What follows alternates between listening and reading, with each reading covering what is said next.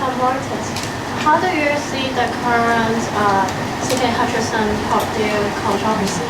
And also, how do you see the current trade war impact on the Hong Kong shipment industry? Can Hong Kong still maintain its status as a shipment in your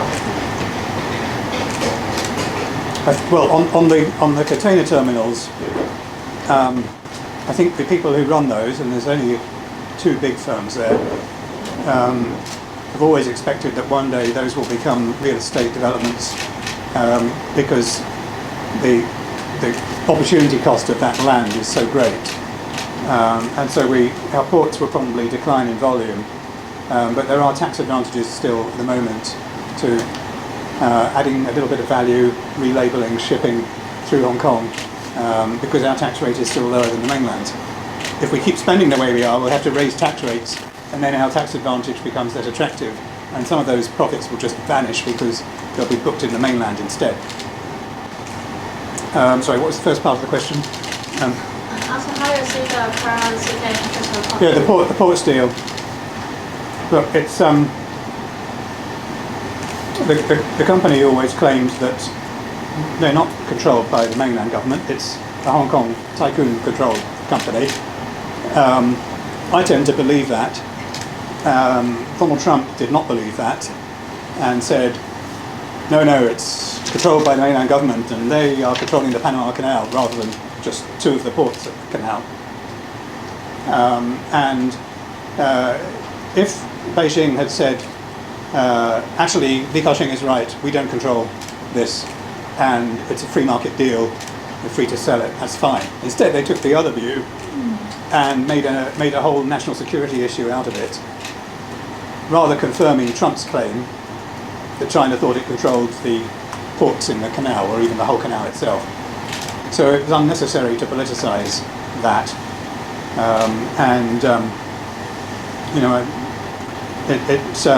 I'm not going to evaluate the deal. I don't have shares in the companies. I haven't looked closely at it. But it's a free market. They're free to buy and sell assets. I hope that if both parties to the transaction want to go ahead, they will. I just wanted to ask you your take on the impact of the NSL on the financial sector. Well, I have to be careful what I say because I still live here. And I think that really answers the question in itself, doesn't it? Yeah, it's part of the but question. I think there is still an open environment for policy debate in Hong Kong. The government says there is, I believe them, and I've continued to speak about, as I did today, about economic issues and policy errors by our government and other governments, whether it's the US government, the mainland government, Hong Kong government, and those affect the financial markets, of course, those issues. Although there are some things that one has to be more careful about, and we still don't know what red lines really are. They're more pink lines. They're smudged. I've still felt able since then, since 2020, to speak on air and to write about the policy issues. And I think as long as you're not, doing it without foundation, it's hard to say that you are inciting disaffection of the government, which is the sort of sedition definition. But it's always in the back of my mind since then, some things you cannot do. And then there are some simple things that you can't do, like in America it's okay to take the knee when the national anthem is played. In Hong Kong you'll be arrested and jailed for up to 3 years. That's rather a shame. I think that way you don't know who actually respects the anthem and the flag and so on. It wasn't necessary to do that, but so I would question the need for those laws, but they are what they are. Any task or project that's still in your bucket list that you wish to have accomplished if your health service? And a quick follow-up actually on the question I raised before. Do you still have the confidence that somehow, somewhat later, Hong Kong will still try again? Yes. Well, the bucket list mostly involves spending as much time as I can with my dear wife and our children. She's been very supportive throughout my illness, and well before that. We've been together since the 1990s. And our sons are now at university in the UK. One of them is about to graduate and move on to his PhD. And we'd still like to travel if we can, subject to my health. So bucket list becomes, when you only have a short time left, and it has been the case for 5 years now, your priorities immediately change.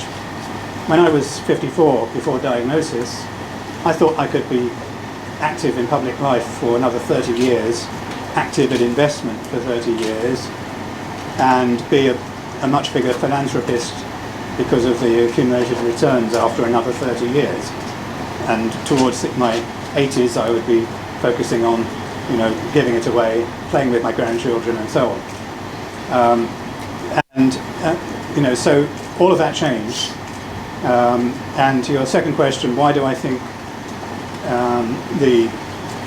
we will be in a better place eventually? Well, there's no a large economy on earth that has achieved high levels of prosperity. And I don't mean the current level in the mainland, which is only about a quarter of the OECD average. I mean OECD average. You don't get there when you're still trying to centrally plan everything, when you're restricting a lot of freedoms, such as the movement of capital in and out of the country, the movement of people within the country under the Hukau permit scheme, for example. What you can see and read on the internet and other things like that. You don't keep going up that economic curve without giving people those freedoms. And so sooner or later, the mainland and then Hong Kong, of course, will have to adopt reforms and accountability. That's my view. It's not a call for subversion or anything I should say under the NSL. I'm not calling for the overthrow of anybody. I'm just saying that that's likely to happen because socialism and central planning were tried and tested from 1949 to 1979 and failed in China. The USSR failed, Cuba failed, North Korea failed. Economically, central planning doesn't work. Deng Xiaoping recognized that failure and started the reform process. And under a different mainland leadership, that might have continued, but it hasn't. But leaderships change over time. Nobody lives forever. I know that, and you know that. And so there will be a better time, I believe, even if there are ups and downs along the way. And I hope for a peaceful transition to a more open society, because that would be for the benefit of everybody in the country. Similarly, in Russia, they won't have the same president forever. In both places, there would be a power vacuum if the president suddenly disappeared, and that is because authoritarian leaders tend to surround themselves with much weaker people. But eventually there will be a transition, and hopefully the world will be a happier and more peaceful place, and we'll have fewer frictions between free market economies, and question whether the US is now still a free market economy with all these tariffs, but there'll be less friction between the what you might call the democratic world and the non-democratic world. Because that's how you generate prosperity, by moving towards open systems. It happened with the fall of the Iron Curtain. Why did the Iron Curtain fall? And East Germany joined West Germany, and so on. That was just because of a huge economic disparity between one side of the Iron Curtain and the other, and it had to change. David, Kuyan Wong with Bloomberg News. Any parting word for the Hong Kong financial regulators when we see more and more signs of direct intervention from Beijing and more greater demand to adhere to the market development side of their work instead of investor protection? Any parting word for the financial regulators? Well, as I've said many times we need to make Hong Kong stronger in terms of investor protection to raise the price that investors are willing to pay in our markets, and that will attract companies that are willing to sign up to those standards, and reinvigorate our financial markets at a time of disengagement, because there's pressure on Chinese companies listed in the USA to move back from both sides of the Pacific,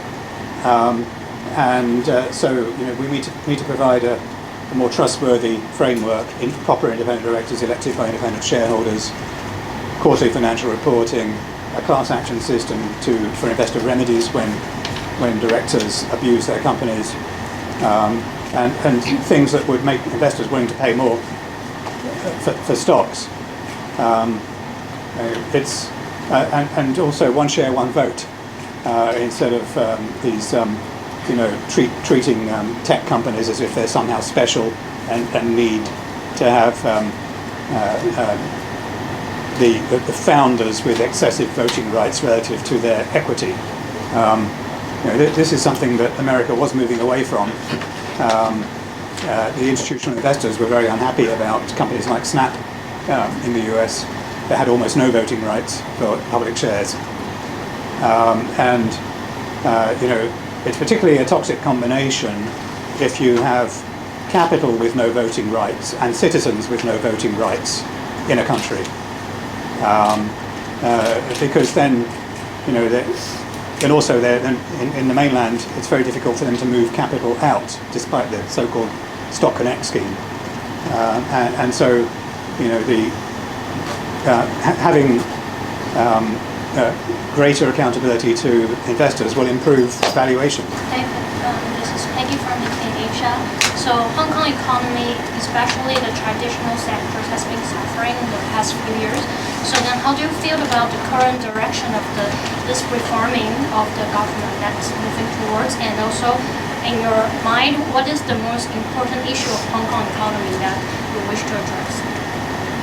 Well, the Hong Kong economy in itself is quite a small one, apart from the trade that it does.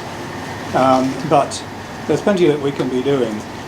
First of all, cut expenditure on wasteful, centrally planned infrastructure projects, whether it's expanding the cyberport, which was obviously a white elephant. Why do you want a bigger white elephant?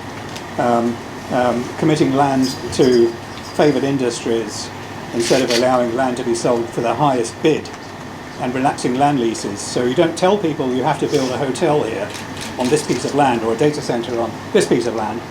You say, how much is this land worth, with a plot ratio of 15 or whatever, and you can build what you want on it, and you can change your mind later and change the use without going back to amend your land lease. So we can reform the land system to make it more market oriented. We can abolish stamp duty. We can abolish the gimmicks in the profits tax regime. We can return to a flat rate of tax for properties on rates, rather than trying to escalate it for larger properties, residential that is, and just simplify things and reduce the size of the Inland Revenue Department, which has to deal with all these things. And we did make some progress over the years.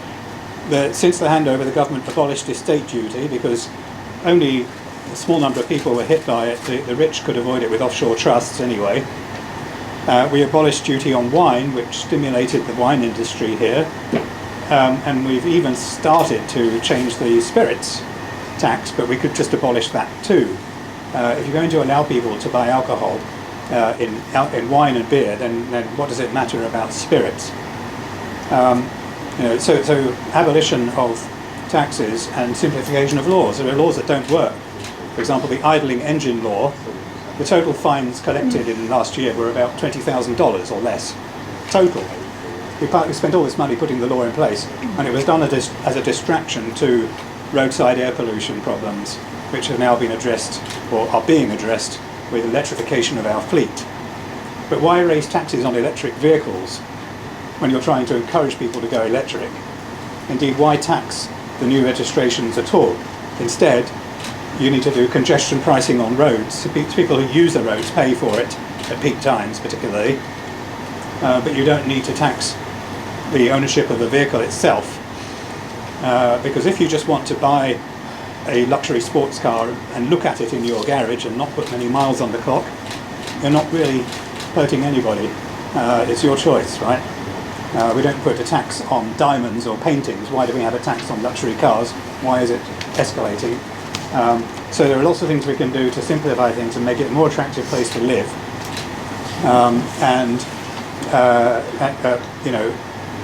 Without making the deficit any worse, mainly because we should cut spending and never again do the handout thing. Handouts are totally unnecessary. Welfare is very necessary.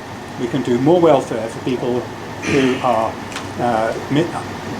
unfortunate, either born disabled, stricken with heavy illnesses or whatever, or out of work and without savings. There are lots of things we can do to improve the safety net without removing the work incentive. Other countries have gone way too far with that. The UK is an example, and even Labour is now recognising that the welfare system is so generous that a lot of people can't be bothered to work, and they need to reform that. And we mustn't go down that road ourselves, and mustn't be handing out vouchers just to buy political support from the public, who in any case don't elect the government. Why are you doing it? Rachel from The Wire China, you mentioned a number of economic and financial issues with Hong Kong just now. What do you see as the crux of these problems? Is the lack of political will?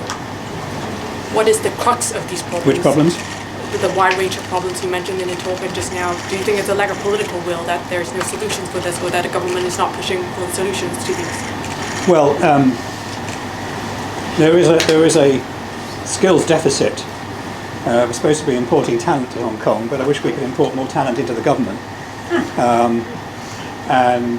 wish we had a better financial secretary who was more familiar with economics and free markets. We haven't had a really good one since Anthony Leung, basically. It's been all downhill from there. We had a textiles tycoon, hereditary one, Henry Tang. Very nice guy, but didn't know much about economics either.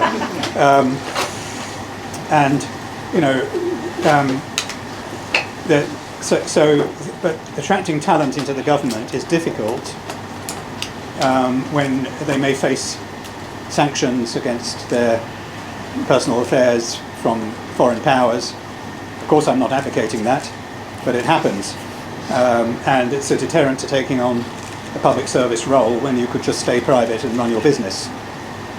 Anthony Leung didn't need to take the job, but in that, under Tung Chee-hwa, things were still very open, and there was no real, it was a public service role that he undertook, and earning substantially less than he could have done in the private sector. That's a problem that needs to be addressed, and we need to back off the whole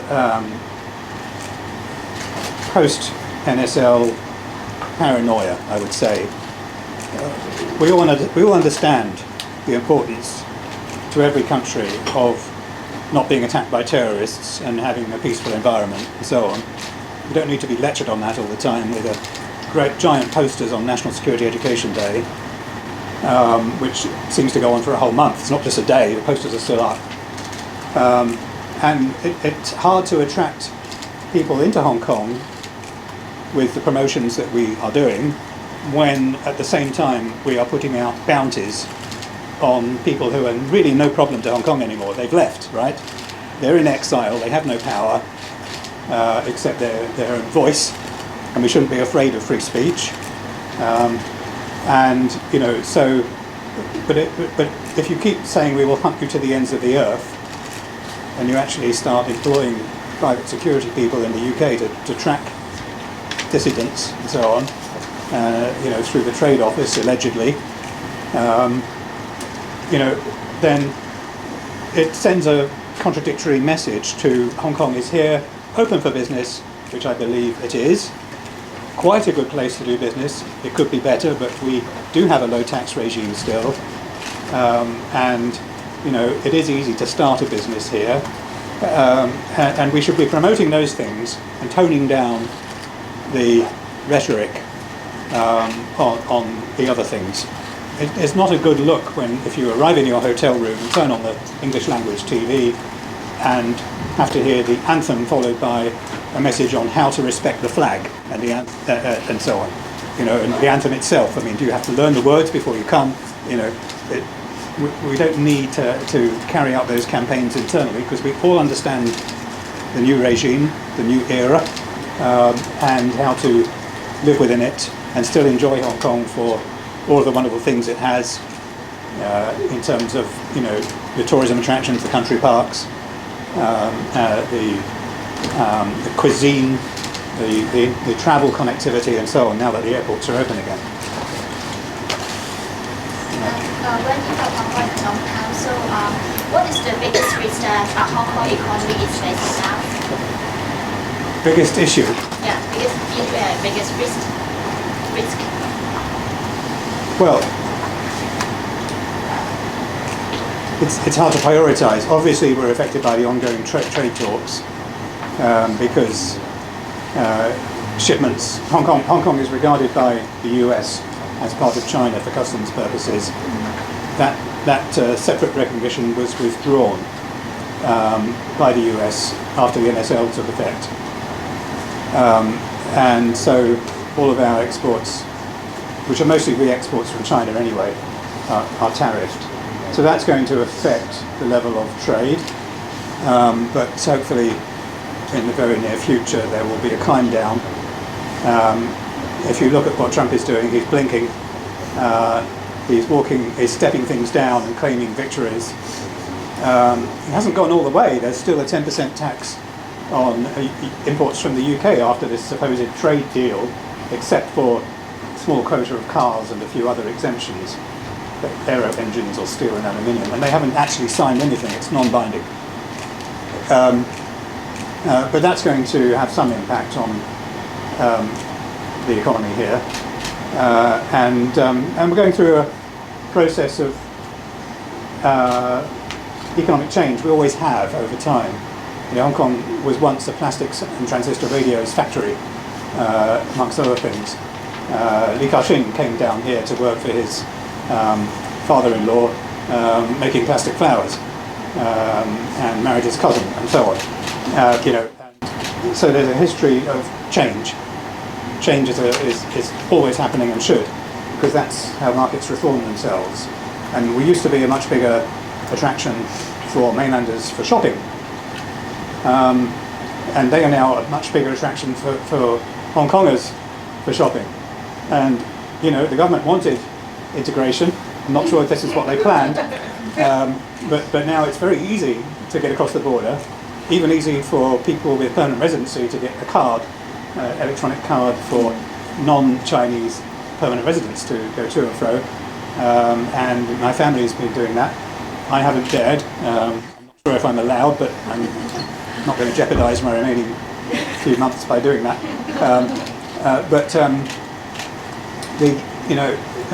So the retail sector has to reform, and there are probably still attractions to coming here and buying gold, for example, gold jewellery, particularly if you can wear it home and say, I came out with it and it's not subject to inward VAT.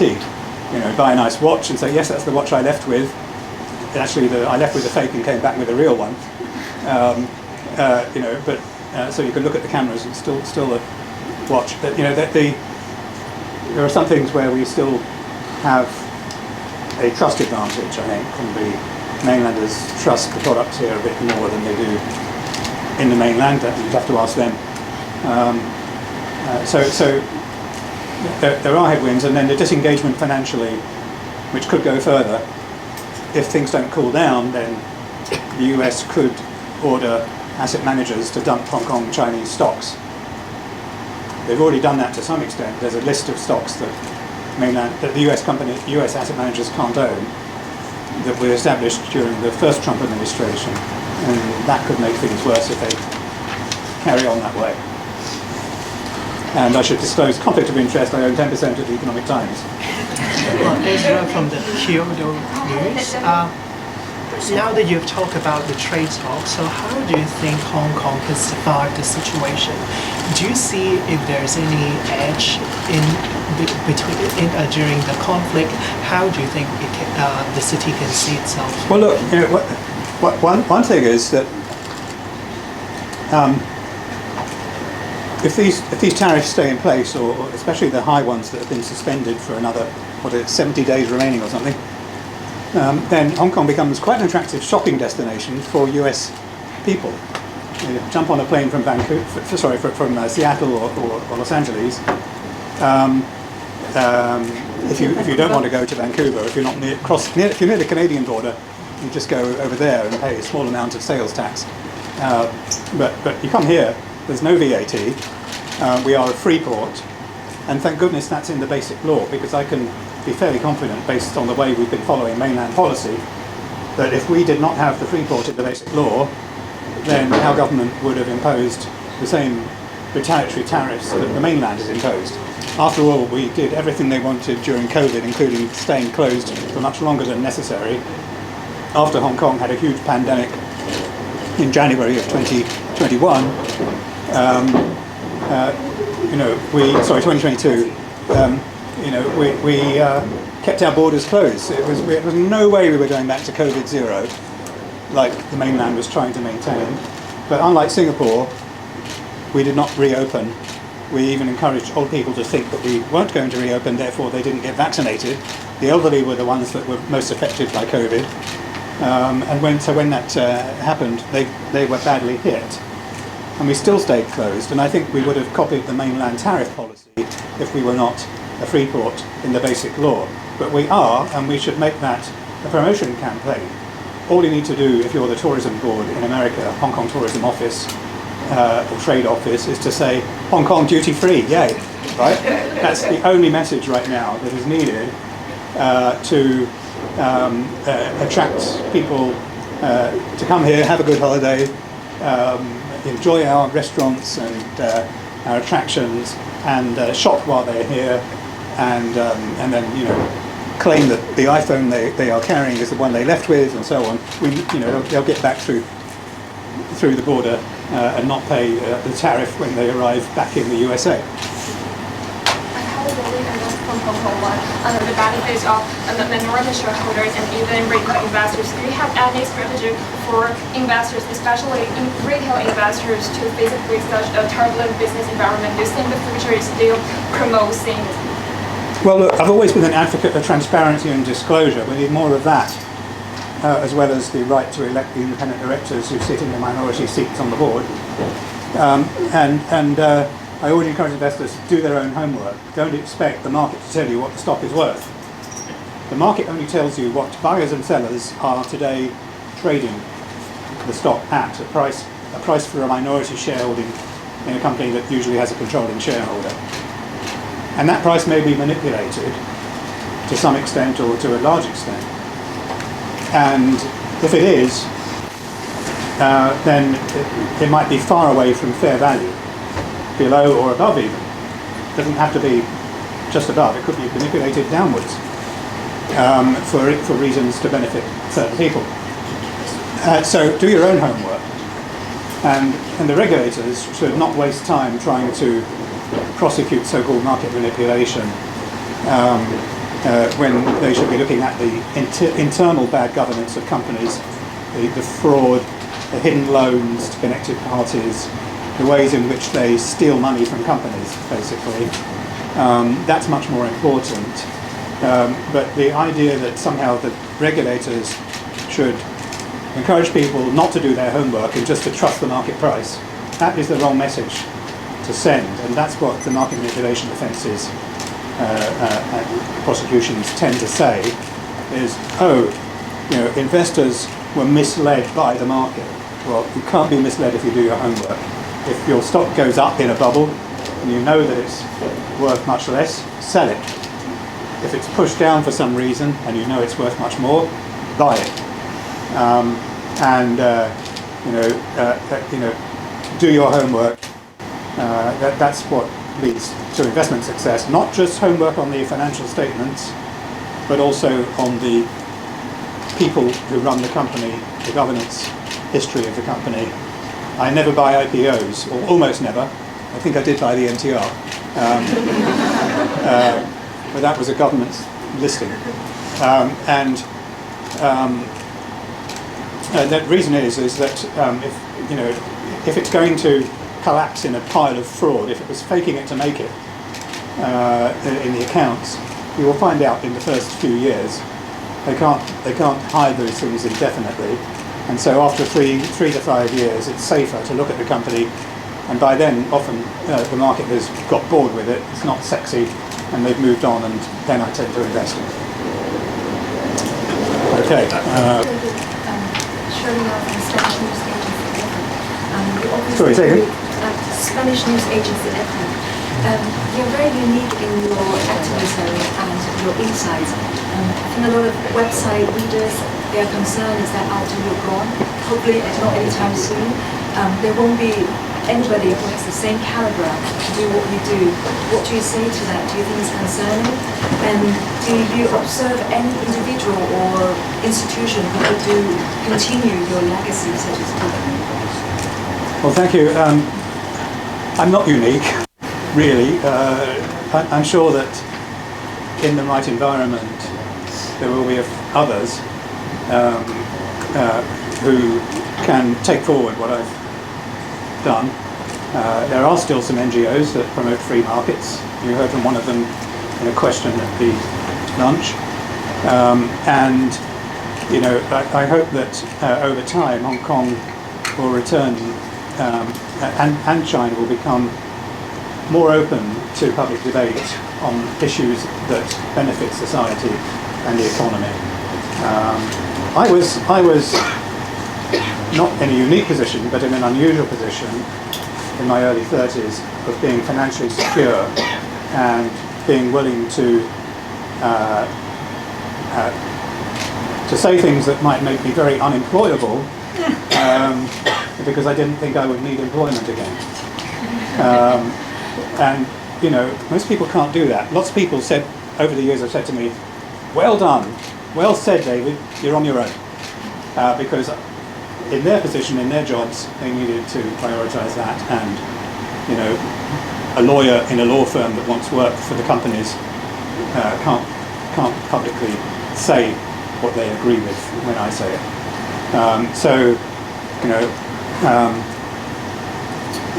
But I've left all of my data set open in the hope that there will be some groups that don't just commercialize it, but keep it open to the public as well, and build on that.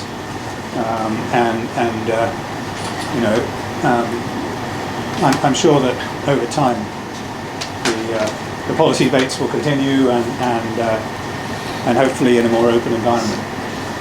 Modest.